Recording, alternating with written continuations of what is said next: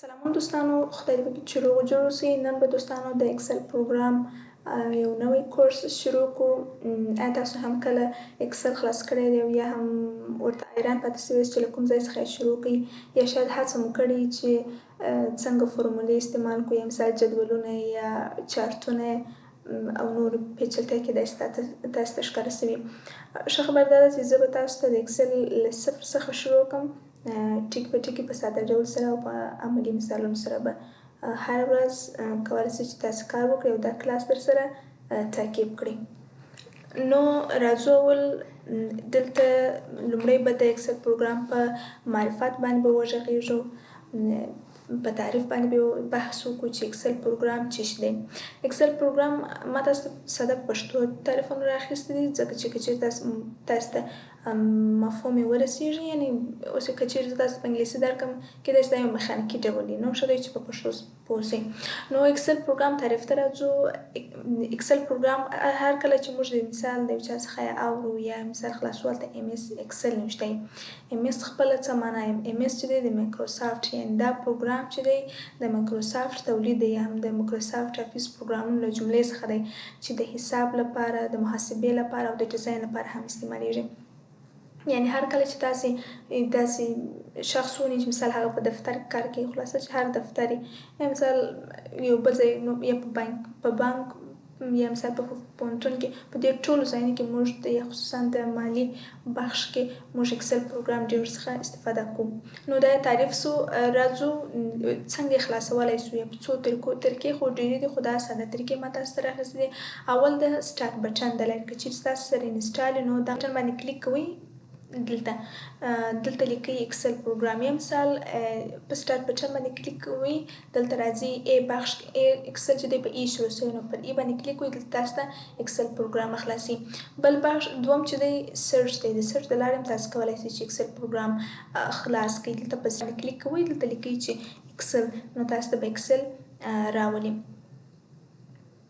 او بل هم رن دی، د رن د لارې هم تاسو کولی شئ چې وینډوز بټن آر باندې کلیک وکړئ، وینډوز بټن رن دلته ولیکئ چې ایکسل، هم تاسو ته ایکسل خلاصي. او بل هم د سیمډل لارې تاسو کولی شئ چې ایکسل پروګرام خلاص کړئ، خو هغه شرط لاره یا هم هغه لنډه لاره تاسو کولی شئ چې سټارټ بټن د لارې یا هم د سرچ د لارې یا هم د رن لاره تاسو ایکسل پروګرام خلاص کړئ. نو راځو دلته زه ایکسل پروګرام خلاصوم. خلاصه هر لارې چې تاسو غواړئ یا سرچ ته لارې یا د لارې هر یو چې تاسو ته اساني پر هغه باندې کلیک کوئ، دلته موږ ته د ایکسل پروګرام صفحه خلاصیږي. نو راځو دلته په ایکسل پروګرام کې څه شامل دي. دلته تاسو وګورئ ټایټل بار پکښې شامل دی، ټاپ دی، رایبن دی، شیټ دی، ورک بوک دی، یو ورک بوک لرو، بل ورک سپیس لرو، دې ته مو فکر یې، بل فارمولا بار لرو، سټیټس بار لرو، سکرول بار لرو، کالم هیډینګ لرو، را هیډینګ دا لرو. نو راځو دلته ایکسل باندې کلیک کوو. دغه د ایکسل صفحه ده. کله چې دلته یو نوی شیټ واخلم، نو دلته اول موږ دغه ساحې ته ویل کېږي ټایټل بار. هر کله چې تاسو په ایکسل کې کار کوئ او هغه ثبت کړئ، دلته فرض مثال په هر سویې کې، په هر نوم چې سیووئ، نو په دغه ټایټل بار کې لیکل کېږي. بل دغه ساحې ته دې ته کپشن بار او یا هم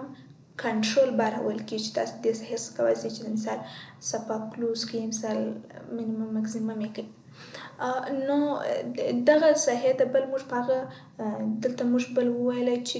ټاب او رایبن دا چې ته ویل کېږي. دغه ساحې ته ټاب ویل کېږي، دا هوم ټاب، انزرټ ټاب، پیج لاوټ ټاب، فارمولا ټاب. بعضې خلک مینیو بار هم ورته وایي، مینیو هم ورته وایي، خو اصل کې دا ټاب دی ځکه چې دا د مینیو په شکل نه دی. نو هوم ټاب، انزرټ ټاب، پیج لاوټ ټاب، دا ټابونه پکښې شامل دي. هر کله چې تاسو پر یو ټاب باندې کلیک وکړئ، بیا هغه رایبن یې موږ ته خلاصېږي. اوس مثال زه پر هوم کلیک کوم، دلته ماته کلیبورډ رایبن خلاص و، د فونټ رایبن او د الاینمنټ رایبن خلاص و، نو دې ته رایبن ویل کېږي. بل دغه ساحې ته فارمولا بار ویل کېږي. هر کله چې فرض مثال زه دلته لیکم چې مساوي سم، دغه یو فارمولا چې زه لیکم دلته موږ ته په دغه فارمولا بار کې موږ ته لیکل کېږي، یا هم دلته موږ ته په فارمولا بار کې ښیي. که چېرې مثال تاسو غواړئ چې ټول فارمولې د ایکسل ته وګورئ، نو په دغه ساحې باندې کلیک کوئ، دلته ټوله د ایکسل پروګرام او فارمولې ټول دلې شتون لري. بل مو وویله بل چې شو پکښې شیټ دلته وګورئ لکه څنګه چې موږ د ورډ پروګرام صفحې ته موږ ډاکومنټ ویله نو د دې صفحې د شیټ د ایکسل صفحې ته موږ شیټ وایو دغه ساحه د شیټ ده دغه مثبت علامې په واسطه تاسو کولی شئ چې څو شیټونه اضافه کړئ نو د شیټ تعریف که چیرې ستاسو څوک پوښتنه وکړي چې د شیټ تعریف څنګه دی تاسو به ووایاست چې د کالمونو او د راګانو مجموعې ته شیټ ویل کیږي او بل نو دغه اوس وګورئ دا خو شیټ سو نو دغه دا A او B دغه چې ورکړی دغه دې ساحې ته کالم ویل کیږي دا که دلته اوس مثال دا A او B چې ورکړی دی دا دغه A او B دغه کالمونو ته نومان ورکړي دي اوس مثال لکه کالم هیډینګ او دغه ساحه چې بیا ده دا بیا را ده دا 1 2 3 چې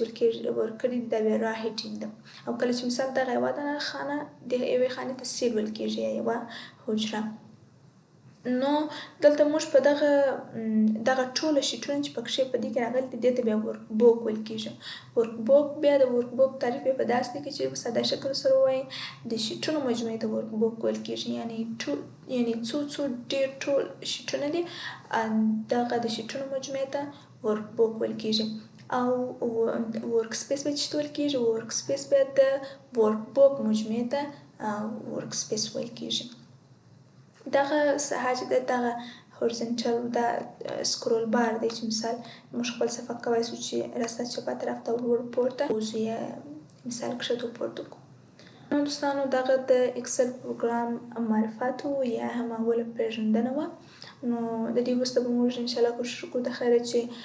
د ایکسل کورس شروع کړو یعنې تاسې د دې کورس له لارې کولی شئ چې ایکسل پروګرام له صفر څخه تر اډوانس یا هم تر پرمختللي شکل کې زده کړئ نو